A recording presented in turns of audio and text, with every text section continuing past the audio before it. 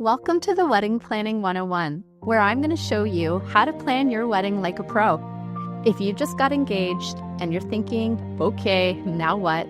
Or if you're already knee-deep in wedding planning and feeling completely overwhelmed, this podcast is for you. If you're ready for insider tips, actionable advice, and real talk from someone who's been behind the scenes of over 500 weddings, then let's get planning.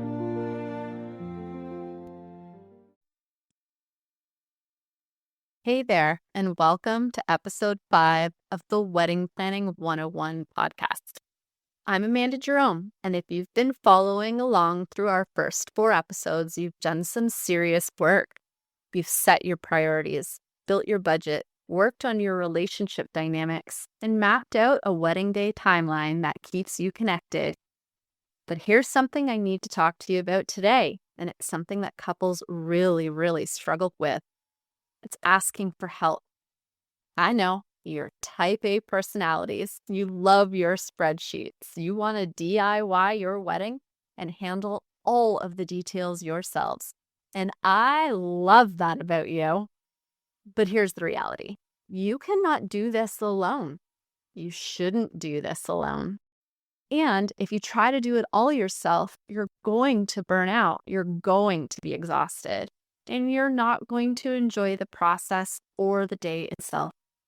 So today, we're talking about how to ask for help, how to delegate your tasks for your wedding party and to your family members, and how to do it in a way that doesn't make you feel guilty or that you're burdening people. Because, spoiler alert, people want to help you. They're just waiting for you to tell them how. Grab your workbook. There's a whole section for episode 5 with delegation worksheets and scripts you can actually use. Let's plan. Let me start by saying, I get it. Delegating can be really hard. I know this because I have a hard time asking for help too. When it came to my own wedding, I didn't want to bother anybody. I took care of everything myself. Now, to be fair, as a wedding planner, I was very happy to be creative and dive into the planning details. But here's the thing. Even though my situation might be different, the feelings were the same as what a lot of other people experience. I wanted to do it all. It was hard for me to ask for help, but I still needed the help. I just didn't know how to ask for it. And you know what happened? I got exhausted. I burned myself out. And in the long run, it affected how I showed up during the planning process and on the wedding day itself. I'm sharing this with you because it's not as though I figured it out perfectly. I didn't. But because I learned the hard way that you can't do everything yourself. And more importantly, you don't have to. The people in your life who love you, they want to support you. They want to be a part of this. But they don't know what you need unless you tell them. And that's where delegation comes in. Okay, so let's talk about your wedding party, their roles, and that they actually mean something. Because there's something that needs to be said. Your bridesmaids and grooms people aren't just there to stand next to you in matching outfits and look pretty in photos. They have actual roles, actual responsibilities, and it's necessary to be clear about what those are. First, it's important to decide who's taking care of what. Who's planning the bachelorette party? Who's organizing the bridal shower? Who's your point person for day of logistics? These aren't things that magically happen. Someone needs to take ownership of them. Next, let's talk about your maid of honor or best man, because their role is especially important. Your maid of honor should be your closest connection to the wedding. Closer than what a wedding planner should be, honestly.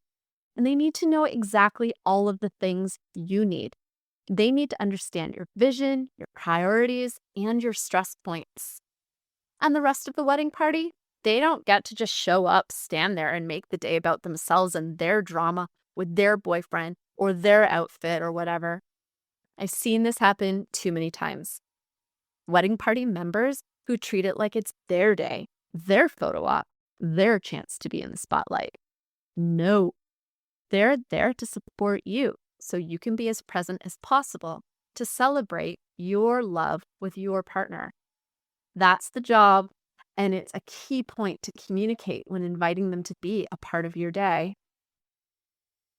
Let me tell you about a story of what it looks like when someone really shows up as a supportive wedding party person. I was the bridesmaid for my best friend's wedding in Italy. Gorgeous vineyard, absolutely stunning. And I took my role seriously, obviously. One of the things that I did was to make sure that all of her flat lay was perfect for the photographer. You know, those detail shots of the invitation, the rings, the jewelry, all styled together. I went out into the vineyard, I picked vine leaves, olive branches, and grabbed a mini bottle of limoncello and all these fun little elements so that the photographer could capture them beautifully. But it wasn't just about making it look pretty. I thought about all the little elements and details that my friend had been thinking about, stuff that was really important to her.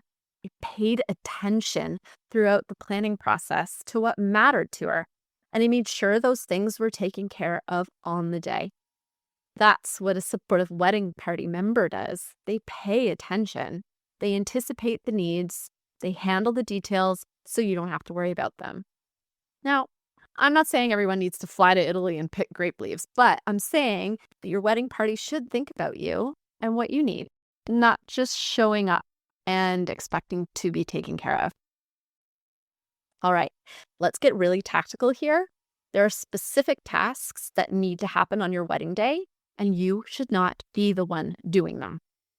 Let me walk you through some examples. Breakfast. You're going to need to eat breakfast on your wedding day. Who's arranging that? Who's picking it up? Who's making sure it gets to wherever you're getting ready? Hydration. Who is making sure you're drinking water throughout the day? And I mean, actually handling the water bottle in front of your face saying, drink this, not just assuming you'll remember. Because trust me, you won't. Emergency snacks. Who's going to have a protein bar in their purse for you when they realize at 3 p.m. that you haven't eaten since breakfast and you're about to pass out? Your wedding weekend survival kit. Now, in the Wedding Planning 101 Ultimate Workbook, there is a shopping list of amenities that someone needs to be responsible for. Extra bobby pins, safety pins, Tums, a Tide stick, Band-Aids, clear nail polish for stocking runs, all of the little emergency items that you might need. Someone needs to be in charge of that kit, and it shouldn't be you. What about vendor coordination? Who is that point person for the vendors if they have questions? Who's making sure the florist knows where to deliver the bouquets? Who's confirming that the DJ will have the right song list? And then there's guest wrangling. Who's helping gather people for family photos? Who's making sure grandma gets to the ceremony location? Who's fielding questions from guests about parking or the timeline? All of these tasks are essential, and none of them should be your responsibility on the wedding day. Your only job on your wedding day is to show up, be present, marry your person, and celebrate. Now, I know what you're thinking. Okay, Amanda, this all sounds great, but how do I actually ask people to do this stuff without feeling like I'm being demanding or high maintenance? Let me give you a script. Someone says, "Oh, I would love to help. What do you need help with?" And instead of saying, "Oh, I don't know, I'll let you know," or "I've got it covered," you could say, "I could really use help with arranging breakfast for the morning of the wedding. I'll place the order and pay for it. Could you please pick it up and bring it to where we're getting ready?" Do you see how specific that is? You're not asking them to figure out what breakfast should be or where to get it from. You're giving them clear, manageable tasks. And if they say no, that's okay. Wait for the next person to offer help because someone's going to say yes. Perfect. I can do that for you. Here are some other tasks you can delegate when relatives or friends offer to help. Transportation. Could you arrange transportation for grandparents from the hotel to the venue? Cake pickup. Could you pick up the cake from the bakery on the morning of the wedding and deliver it to the venue? Set up or take down. Could you help set up the ceremony decorations an hour before guests arrive? Guest book management. Could you make sure everyone signs the guest book during cocktail hour? What about gift collection? Could you be in charge of collecting cards and gifts at the end of the night and bring them to our hotel room? The key is to be specific about what you need, when you need it, and what's already been taken care of versus what they need to figure out. Okay, so here's where it gets tricky. Once you delegate a task, you have to actually let it go. You can't delegate something and then hover over the person and micromanage every detail. That defeats the purpose. But you should check in at appropriate intervals to make sure things are on track. Let me give you an example. Let's say your aunt offers to order your wedding cake. Amazing. She's got this. Here's what you do. Schedule a couple of touch points. Touch base with your aunt at 6 months out and show her a picture of the Pinterest cake you want.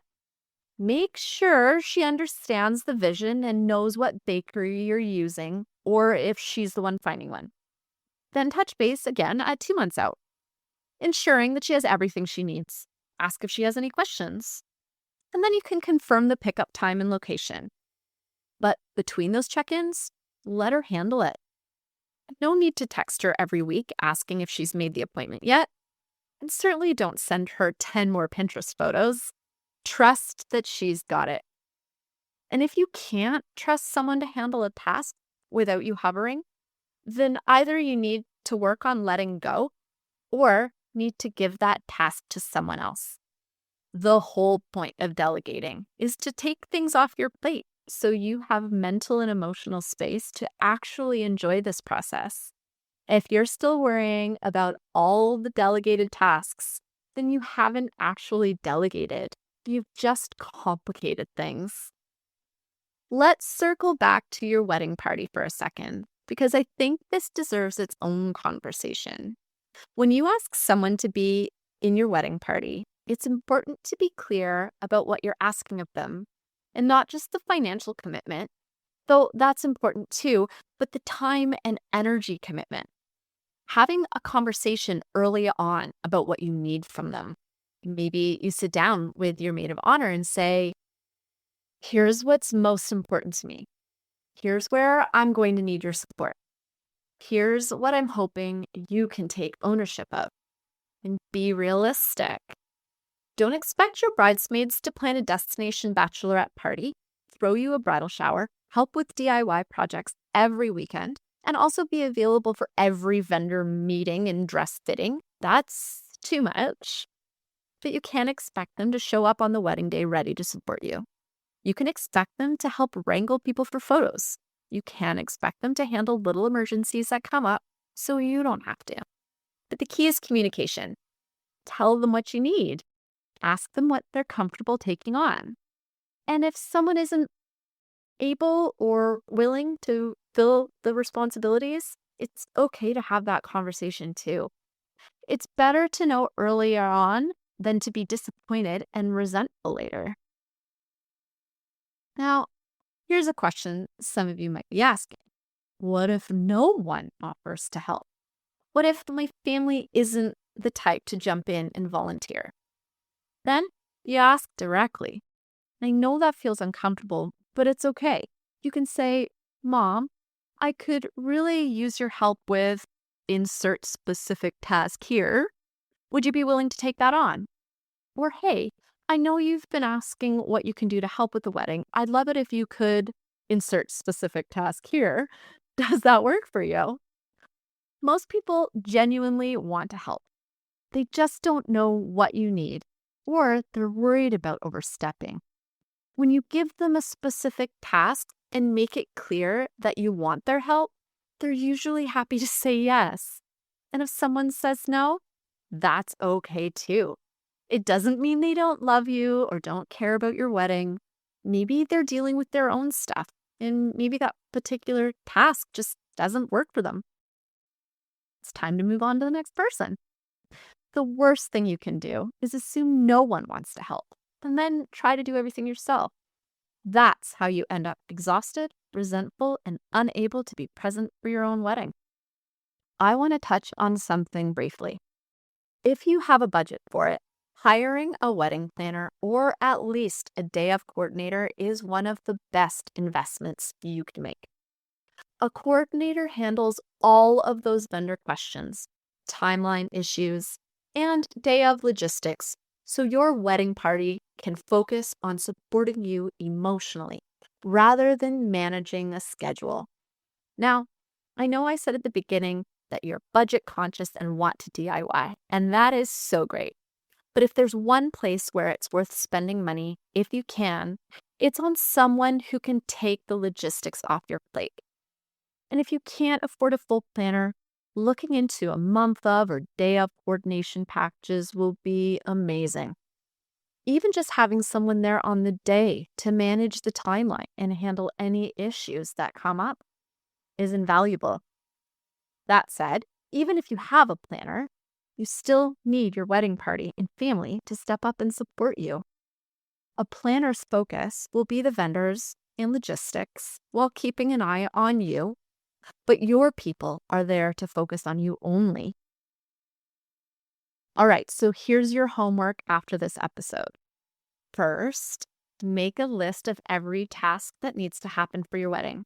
Every single one. Get it all out of your head and onto paper. Use the worksheets in episode 5 workbook section. And then second, go through that list and mark which tasks you're going to delegate and which you're keeping for yourself.